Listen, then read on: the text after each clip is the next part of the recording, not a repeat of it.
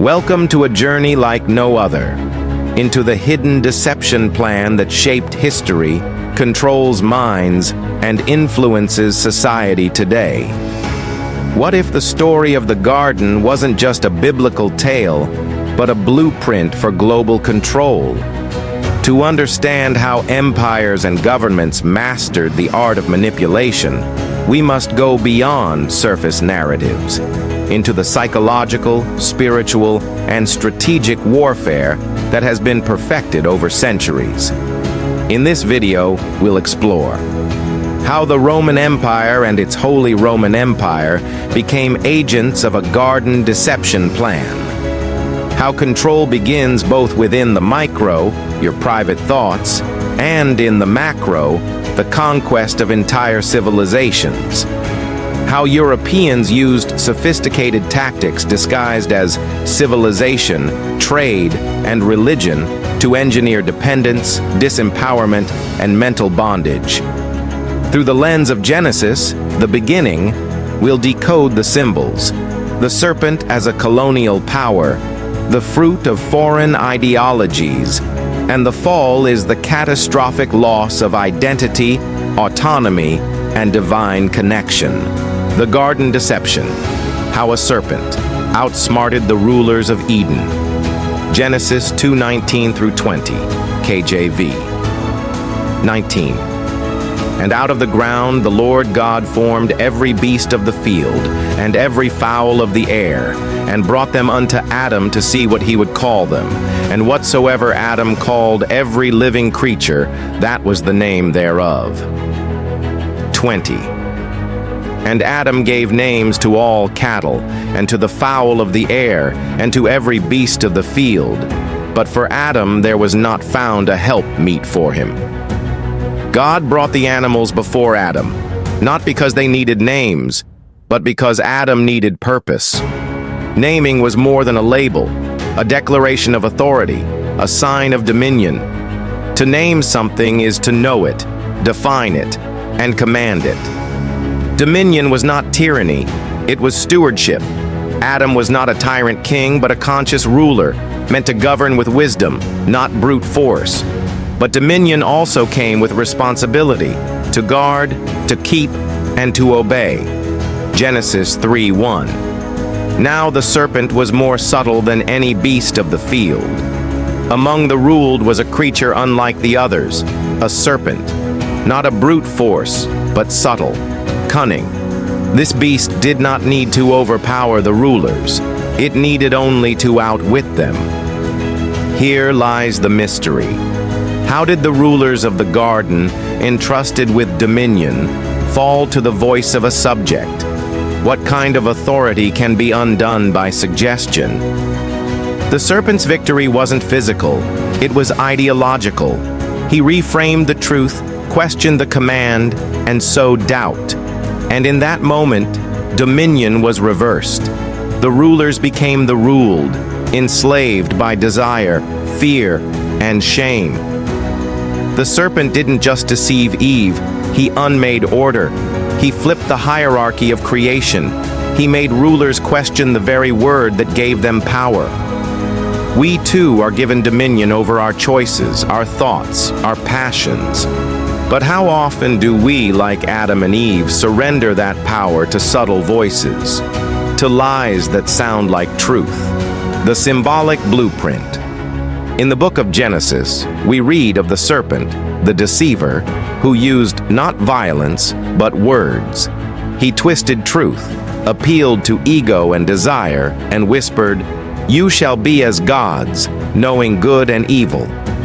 Symbolically, the serpent represents colonial powers or systems that offered civilization, religion, and trade, but with hidden motives.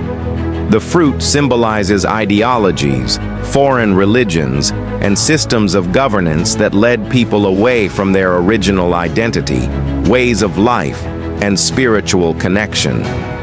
The fall represents the loss of divine alignment, disconnection from abundance, peace, and direct relationship with the Creator. This wasn't merely a fall of two individuals. It was the fall of humanity. and the beginning of widespread mental and spiritual colonization. When Europeans arrived in Africa, the Americas, and the Caribbean, they didn't come swinging swords at first. They came with a genesis of their own, bearing Bibles in one hand, contracts in the other, promises of salvation, civilization, and trade.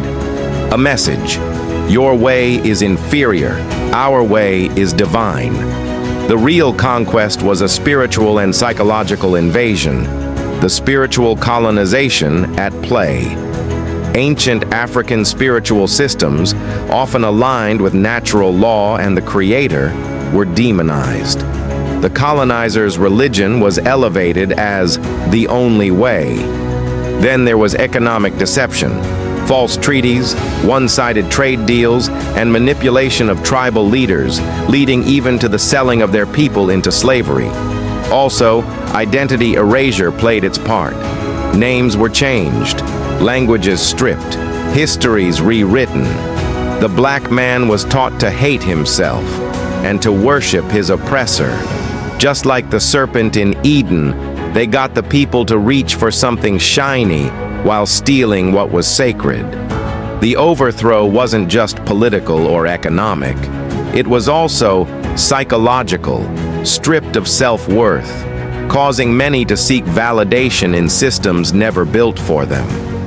A spiritual wounding, worshiping in ways that maintain a master-slave dynamic with no awareness of divine identity within. Cultural brokenness. Severed from ancestral wisdom, many no longer know who they are, where they come from, or what their true power is. Is the biblical garden story more than myth? Could it be the blueprint for psychological and geopolitical control? In this thought-provoking exploration, we'll unpack the deception plan, a sophisticated framework implemented by empires to shape individual consciousness, the micro, and global societies, the macro.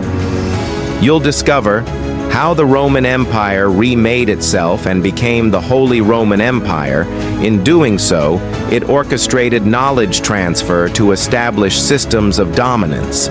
How thoughts themselves become battlegrounds, luring individuals into cycles of self-defeat. How the garden narrative, the serpent, the fruit, and the fall, mirrors historical events like colonization, cultural erasure, and spiritual loss. Together, we'll decode symbolic language, question mainstream narratives, and investigate how humanity was guided, knowingly or unknowingly, into a new dark age. Join me as we journey beyond the text, into the heart of hidden history. Subscribe to stay awakened. Let us now take a moment to understand the Roman Catholic Church's history in the planning of control over lands and people. The papal decrees, papal bulls, on enslavement of non-Christians, dum diversas, in the year of 1452, issued by Pope Nicholas V, it authorized the King of Portugal to attack, conquer, and subjugate Saracens, Muslims, pagans, and other enemies of Christ, and crucially, to reduce their persons to perpetual slavery. Romanus Pontifex, in the year of 1455, expanded on dum diversas, giving Portugal the right to take control of newly discovered lands and enslave non-Christians found there. Inter Caetera, in the year of 1493, issued by Pope Alexander VI, shortly after Columbus's voyage, this papal bull divided the non-Christian world between Spain and Portugal, the famous line of demarcation, further fueling colonialism and slavery. Now, a look into the Holy Roman Empire's role. The Holy Roman Empire, roughly Central Europe, Germany, Austria, parts of Italy, was a decentralized collection of states rather than a single empire like Rome or Britain later. Officially, the Holy Roman Emperors were defenders of Christendom and did promote the idea of fighting against non-Christians, especially during the Crusades.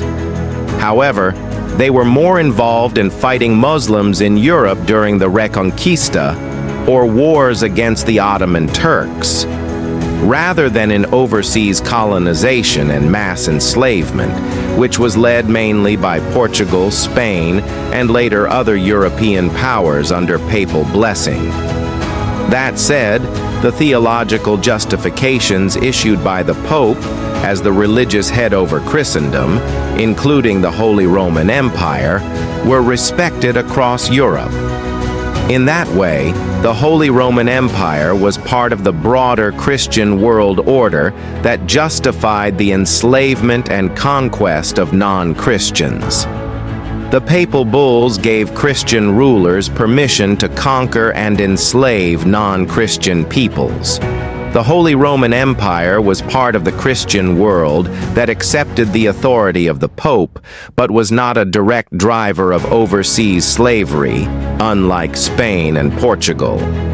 The ideas from the papacy laid the religious and moral framework that would justify centuries of colonial conquest, slavery, and genocide. In the beginning, there was peace. There was order. There was the garden, a place of divine alignment, where man walked with the Most High and the earth gave without toil. But deception wore a tongue slicker than any sword. The serpent didn't strike with fangs. He spoke. "You shall be as gods," he said. Desire filled all space, and just like that, the fall wasn't physical, it was spiritual.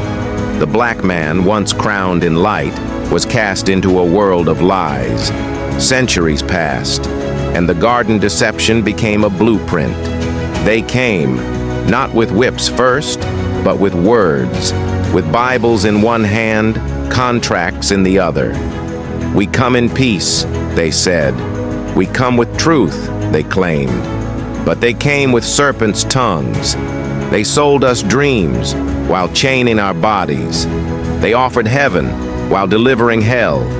They taught us to worship their gods while calling ours demons. And slowly, the black man forgot the garden. He forgot that before he was a slave, he was sovereign. Before chains, there was creation. Before fear, there was fire. They didn't overthrow him with war. They did it with words, with belief, with manipulated memory.